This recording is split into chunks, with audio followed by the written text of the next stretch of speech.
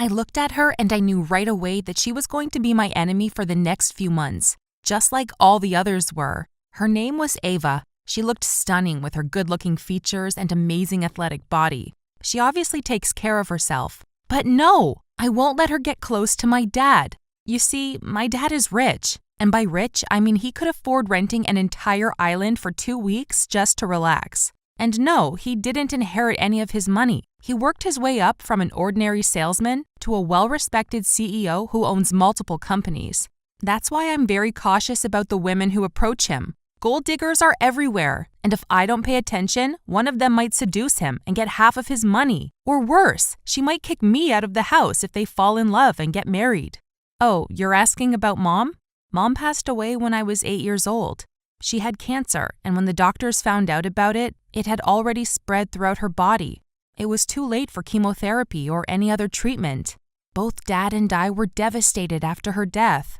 And here we are. Dad brought Ava with him. He looked happy when he introduced her to me. Hello, Caitlin. Come meet Ava. She works in fashion, and we may have business together. Ava smiled and said, Hi, Caitlin. I heard so much about you. Nice to meet you. I didn't smile back. I just stared at her with utter aversion. So Dad already told you about me? Ha! A whole minute of awkward silence passed while I was picturing her getting chased and bitten by my dog Jojo. This is nice. But then I had a fake smile on my face and said, Oh, really? Nice to meet you too. Ava could feel that I didn't like her, but she didn't comment. Dad saved the situation by saying, I think Caitlin is tired. We'll be in the office. Dad and Ava left me standing in the living room. This was the first time Dad brought someone to the house. I usually meet them at his company or at the parties he hosts for his employees, but not in our house, not where he and Mom used to live. I went to my room feeling anxious. I need to find a way to push her away. Back in the day, I used to steal Dad's phone when he was sleeping, unlock it, and send his girlfriends the most horrible messages and then delete them. Yeah, I knew his password. It was Mom's birthday, of course. And it worked. Dad wouldn't know why they broke up with him. He was so confused. Things went like that for a while until he caught me once. He yelled at me for not respecting his privacy, and since then, he locked both his room and phone. I woke up the next day and went to the kitchen to make some pancakes for Dad and I. To my utter shock, I found Ava drinking coffee there. Did she spend the night here? What the hell? Oh, now it's war. I asked her, Oh, good morning. Do you want some pancakes? She was surprised to hear my suggestion, but she said, Yeah, sure, why not? I started making pancakes, but I divided the batter into 2. The one for my dad and I was plain old delicious pancakes, but the second one I put lots of salt in it. I tasted it and it was gross. Dad came in after a while. He too was surprised to see us both in the kitchen. I told them that I'll be bringing their breakfast. He was suspicious of me, but he didn't say anything. I told them with a fake happy tone, Go sit in the living room. I'll bring breakfast to you. And so I put the pancakes on plates with 3 glasses of orange juice. Ava's cup was garnished with a bit of black pepper. She needs to know what being shady tastes like. We started eating and I watched Ava's face turn into utter disgust. She choked when she ate the pancakes, and when she drank the orange juice, she started coughing hard. She almost spit her drinks out. I was laughing hard inside, but I just had my poker face. I watched Dad panicking, asking her, Are you okay? Is there something wrong with the food? I looked at her, daring to say something, but she kept quiet and said, No, honey, it's just my stomach. I'm going to get ready. She left the table while Dad and I kept eating. I was irritated that she didn't do anything, but that only meant that I needed to raise my bar and pull out my big guns. So from that moment on, I started messing with Ava at every chance I got. When Dad went out with her, I called him and pretended to be sick. When she's at the house, I would listen to loud music, spill the drinks over her dress by mistake, or even get on her nerves by asking about her exes. And she endured it all. That woman was cold as ice. So I had to go to plan B, which was stalking. If I wanted to get rid of her for good, I need to know her secrets. So one afternoon I went to the company where she worked and waited for her until she finished her work. Then I followed her to her house. And wow, she was rich. 2 luxurious cars were in front of her and a big pool outside. Wait, did I pass judgment too fast? Maybe she's not a gold digger after all. But while I was watching her, I saw her get out of the car with another man. He was super hot and attractive. Gotcha! I need to take pictures of the cheating that is about to happen and show them to my dad. They were still talking outside as I was figuring a way to enter the house.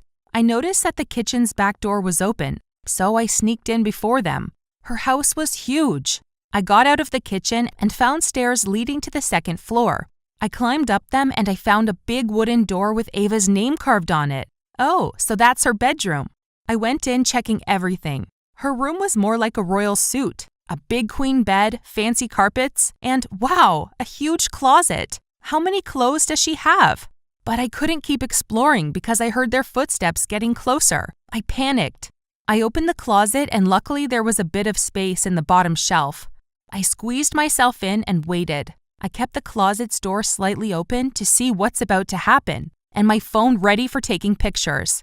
Ava and the hot guy came into the room. They were still talking. Then she came close and hugged him tightly. I took 2 pictures and waited for what's about to happen. But surprisingly, nothing happened. She hugged him, then she gave him a few papers that were in one of her drawers. The hot guy left, and Ava stayed in the room. Ava changed her shoes and put on her PJs. Then she opened a little cabinet next to her, which turned out to be a refrigerator. She got out some snacks and drinks. Oh shoot! Was she planning to stay here the whole night? How am I going to get out of here? I need to wait for her to leave. Time passed and I was still watching her. I got super hungry and tired. Finally, around midnight, she turned the lights off and went to sleep.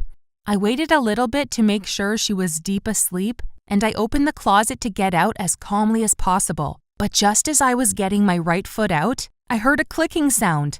Who is that? I kept silent for a moment, and the clicking sound kept repeating. I went back to the closet thinking it was Ava. She must have woken up or something. But no, the door was opened, and I felt someone walk in. I got goosebumps all over my body as I saw a man wearing all black going in. He looked around and then stood next to Ava's bed and looked at her for a moment. Then he opened the drawers and took out a box, opened it and started taking out everything and putting them in a little bag he got out of his jacket. He's a robber! I started sweating, not knowing what to do. Should I call the police? But my phone went dead a few hours ago. Should I wake her up or keep it cool until he goes out? But I didn't have the time to think about all of that because the robber came straight to the closet where I was at. And as he was reaching his hand to open the closet over me, I screamed out at the top of my lungs, "Ava, wake up! A robber!" I pushed the door and kicked him. The robber was taken aback by my loud voice, and he fell on the ground. I ran straight to Ava's bed. She opened her eyes, annoyed and confused. I screamed at her, "Get up! You are in danger!" Ava woke up, but it was too late to run away. The robber was already up on his feet coming towards us. He looked pissed. I looked and saw a vase. I held it up and threw it at him. It fell on the floor next to his feet. Ava yelled at me, "Not this one, you idiot! It cost me $2,000. Really? Right now? The robber walked towards us, and that's when Ava had her serious face on. She stood in front of me and asked me with a strict tone, "Stay behind me." And just like in movies, I saw her fight that robber. It was clear that she'd been studying martial arts all her life. She punched and kicked him like a badass. In 2 minutes, he was on the ground and she was sitting on his back. She looked at me and said, "Get the duct tape. It's on the kitchen counter." I was startled, but I said, "Oh, yes, coming." I ran downstairs as fast as I could and I got the duct tape. I knew where the kitchen was. I entered the house from the back door. Ava tied his hands and his legs so we couldn't move. Then she called the police who arrived quickly. Ava was still talking to the police when Dad showed up. I burst out crying when I saw him. Dad ran to me looking worried and said, "Where the hell have you been? I was worried about you. I called you like 1,000 times.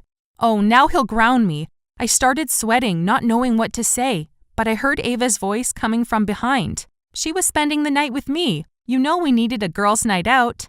I was surprised and I looked at Ava with eyes full of gratitude. Dad was suspicious. He didn't believe her, so he asked again, "Are you sure? She didn't bother you or something?" And Ava responded confidently, "Oh no, she actually saved my life. She saw the robber coming." Dad was silent for a while. He didn't know what to say. Ava left us again to check something with the policeman.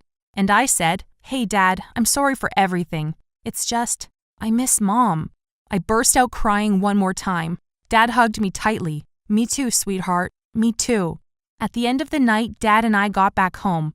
I couldn't sleep before I sent a long message to Ava expressing how sorry I was and thanking her for what she did. I know that clinging to Dad was just because I was lonely and I needed to let my dad live his life like he deserves. Right now, Dad and Ava are getting ready to marry and I'm ready to go to college. I feel so much better thinking about my future, not Dad and his relationships. Oh, about that hot guy? He was Ava's ex. He came to take their divorce papers. My heart is broken forever because of my mother. Hello, I am Lisa, and I hate drama. However, it seems like in life the things you hate the most are the things that would most likely happen to you. So, here's my story. I grew up in a small town in North Carolina, and I was such a happy child. Until one day, everything changed. My mother decided it's time for her to move out and pursue another career in another state. I mean, okay, why not? My mother was always the most hardworking person I know, and the sweetest of them all. She's professional and ambitious. She's beautiful and kind. She was seriously the most amazing person in my eyes. I told her that even though it will be so difficult for me to move to another city and leave my friends and school, but it's fine. I didn't want to stand in her way of achieving her dreams. She has always done her best to make me happy, so I should do the same. There was my surprise. My mother looked at me sadly. She lowered her head and mumbled some words I didn't get. I asked her to repeat what she said, and there was my shock. The ultimate shock of my life. My mom looked at me and said she cannot take me with her. She said that she's moving to another city, but I am not. Do you know what's even worse than that? She said that I will be moving to my father's house, and she assigned all the official papers for that. At the age of 15, and all of a sudden, my mom gives up my custody, and now I need to live with my dad and his family that I loathe so much. That was the first turning point of my life. My mom was the person I loved the most, but now she's the one I hate the most. She disappointed me so much. How can it be possible that people you love the most are the ones who hurt you the most? I couldn't stop myself from hating her and talking badly about her in front of my friends and teachers, but none of them seemed to care and to express any opinion. Okay, so this is what happened next. I moved to my dad's house, and surprisingly, he was so nice to me. It was the first time in my life that I see affection in his eyes. I was sure he's going to humiliate me in front of his other kids, but he didn't. He actually did the opposite. He didn't let Jason, his son, mistreat me. I couldn't understand any of this, but oh well. Months passed by, and my life was going back to normal.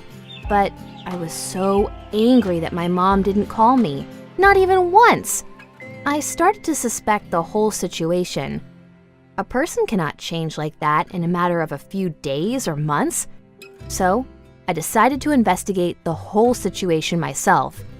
I needed to know why my mom disappeared.